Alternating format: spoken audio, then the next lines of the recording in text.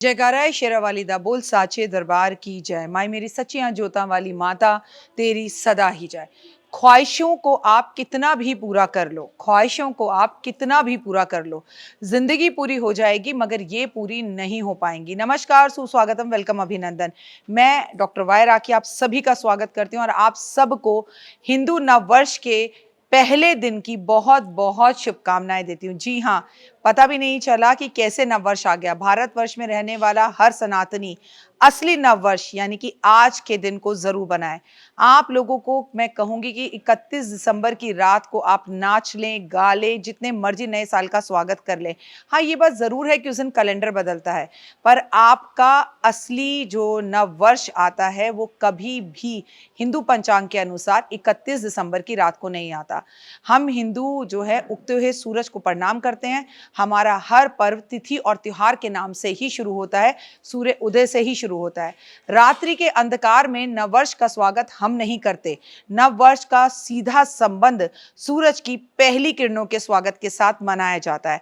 मार्च में प्रकृति और धरती का एक चक्र पूरा होता है। जनवरी में प्रकृति का चक्र पूरा नहीं होता। धरती अपनी धुरी पर घूमती है और धरती के सूर्य का एक चक्कर लगाने में के बाद जब दूसरा चक्र शुरू होता है, असल में उसे ही नववर्ष कहते हैं। मेरी यही कोशिश रहती है कि मैं आप तक हिंदू धर्म से जुड़ी हुई तमाम प्रकार की जानकारियां पहुंचाती रहूं। इसी कड़ी में आज मैं अपनी इस वीडियो में आपसे बात करने जा रही हूं हिंदू नववर्ष की। नववर्ष के इस पहले दिन किए जाने वाले कुछ खास अचूक उपाय जिसके बारे में मैं आपको बताने जा रही हूं, और अगर आपने ये कर लिए तो पूरे साल सुख समृद्धि आपके घर में बरकत देने वाली है, क्योंकि हम सब चाहते हैं कि साल का पहला दिन खुशियों से भरा हो, मुस्कुराता हो, ताकि पूरे साल हम खेलते खिलखिलाते हुए बिताएं। सबसे पहले कैसे हैं आप? कार्यक्रम की शुरुआत बिलीव इन कर्मा।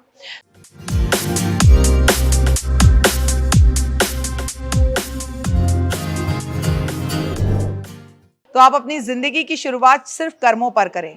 कुंडली में कौन सा ग्रह कब बाजी पलट दे, कौन सा ग्रह कब परेशानी दे दे, कौन सा ग्रह कब खुशियां दे दे, कोई नहीं जानता। लेकिन हम पहले से अगर आपको ये बता दें और ग्रहों की नकारात्मक चाल को आपको तंग करने से बचा दें, उसे ही एस्ट्रोलॉजर कहते हैं। खुद को अपने आप में इतना ही बुलंद कर दीजिए कुछ उपाय कर कर कि आपको किसी की भी जरूरत ना पड़े। Just believe in Karma. कर्म अच्छे कीजिए तो रिजल्ट्स भी अच्छे होंगे। पर उससे पहले अंग्रेजी और नववर्ष के बारे में थोड़ी सी जानकारी मैं आपको दे दूं।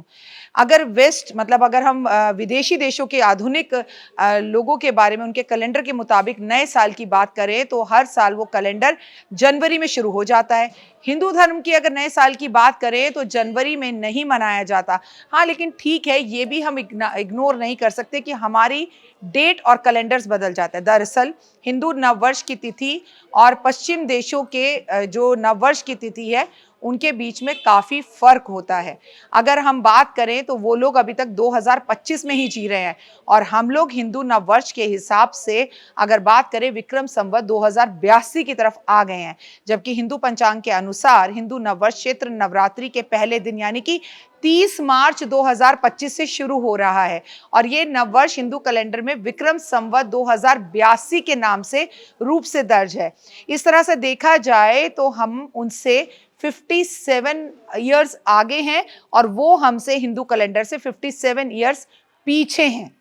भारत के विभिन्न क्षेत्रों में हिंदू नववर्ष को पारंपरिक तरीकों से मनाते हैं। इसकी प्रथा है। हमारा नववर्ष माता रानी से शुरू होता है। भाई ऐसे थोड़ी हमारा पूरा चैनल जयकारा शेरावाली दा बोलता है, माता रानी की जय बोलता है। इस अवसर पर पूजा पाठ, हवन करना, साथ साथ घर की सफाई करना, घर को सजाना और माँ के आगमन के साथ हमारा नववर्ष शुरू होता है। और जो बच्चा अपनी माँ के पहलू में होता है उससे बड़ी तो कोई बात ही नहीं होती। जैसे महाराष्ट्र में गुड़ी पड़वा मनाया जाता है, सिंध में चेटी चांद और कर्नाटक के अंदर आंध्र प्रदेश में युगादि नाम से ये सारे पर्व मनाए जाते हैं। लोग पारंपरिक तरीके से रीति रिवाज से नए साल का स्वागत करते हैं और हर किसी का नया साल अपना अपना होता है।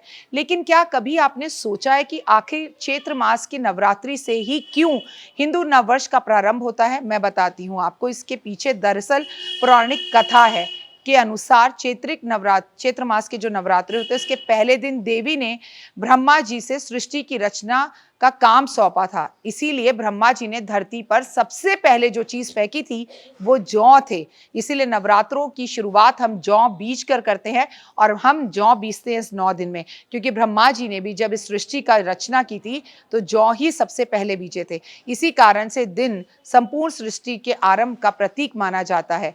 इसके अलावा देवी भगवत पुराण के मुताबिक इस तिथि पर जगत जननी देवी मां ने सभी देवी देवताओं के कार्यों में का वितरण किया था और इसीलिए चैत्र मास को हिंदू नववर्ष की शुरुआत स्वीकारा जाता है। मतलब मेरी मां दुर्गा भवानी ने ही इस दिन को चूज किया था कि सभी देवी देवता कौन सा काम करेंगे, ये इसी दिन डिसाइड हुआ था। अब इस साल नव वर्ष 30 मार्च विक्रम संवत 2082 के शुरू होने वाला है।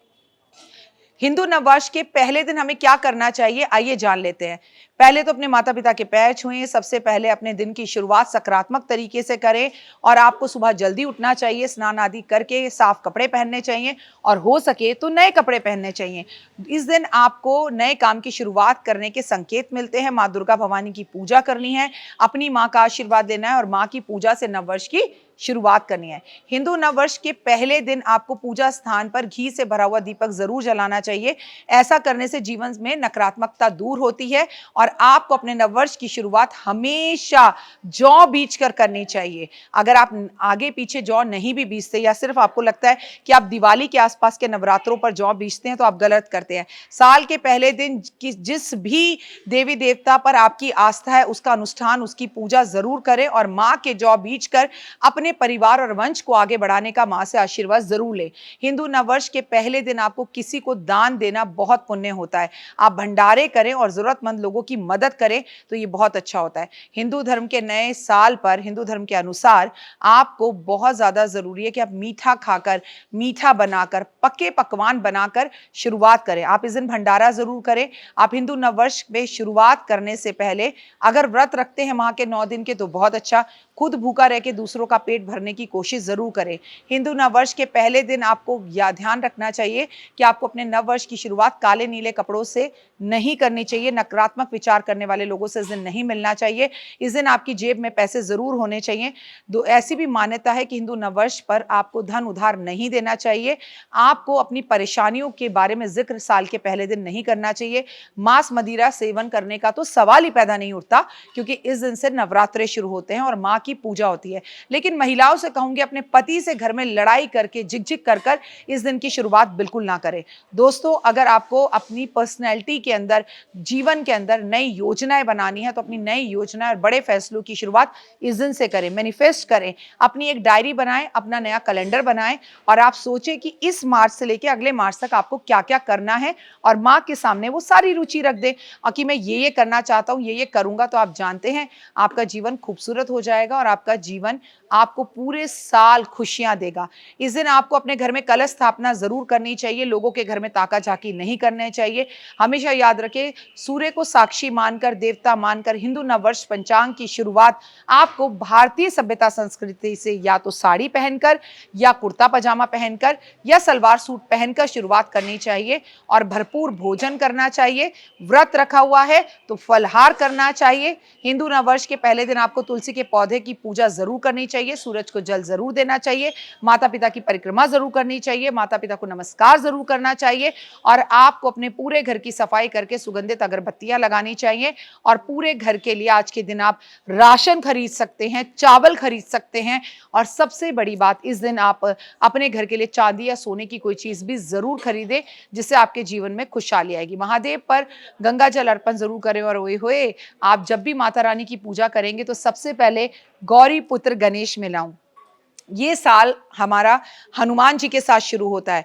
हिंदू नववर्ष की बात की जाए तो आपको पता है कि इस साल का जो राजा है वो सूर्य है और इस साल का जो मंत्री है वो भी सूर्य है। इसलिए इस साल सूर्य की उपासना और पूजा तो अनिवार्य है, इसलिए आप उसे इग्नोर नहीं कर सकते। तो सुबह जल्दी उठकर सूर्य को जल देना कम से कम मार्च के महीने से शुरू कर दीजिए। देवी लक्ष्मी की मेहरबानी अगर आपको चाहिए तो छोटी छोटी कन्याओं के बीच में आज मखाने की खीर जरूर बांटे, क्योंकि पहला नवरात्रा है और तरक्की भी चाहिए तो खीर बांटना तो बनता है। अगर आप चाहते हैं घर में खुशहाली बनी रहे, किसी की नजर ना लगे, तो नव वर्ष की शाम के समय पर रसोई घर और मुख्य दरवाजे पर किसी भी मंदिर में जाकर दिए जरूर जलाएं और हो सके तो आज हवन करें। अपने दोस्तों को घर पर जरूर बुलाएं, आज ढोलकी बजाएं, आज कीर्तन जरूर करें और नव वर्ष की शुरुआत बहुत खुश होकर और सुगंधित अक्षत पुष्प मां को अर्पण कर कर, गुलाब के पुष्प अर्पण कर कर, और जिन लोगों ने पिछले वर्ष आपकी मदद करी उन लोगों का शुक्राना कर कर शुरू करें तो ये होए देखिए आपका जीवन कितना खूबसूरत होगा।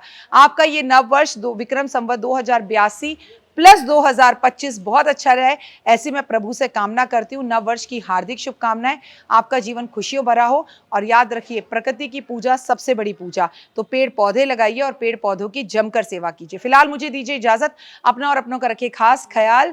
आप मेरे चैनल को लाइक, सब्सक्राइब और शेयर जरूर करें, क्योंकि जस्ट बिलीव इन कर्मा, ये चैनल मेरा नहीं आपका है, ये संसार मेरा नहीं आपका है, माता रानी का है। हमारे परिवार पर, हमारे संसार पर हनुमान जी की कृपा बनी रहे। हनुमान जी जो इस वक्त आपको देख रहे हैं, आपके इस मंदिर को देख रहे हैं और आपकी माता रानी के जयकारे लगा रहे हैं, उनकी मन्नतें जरूर पूरी करना।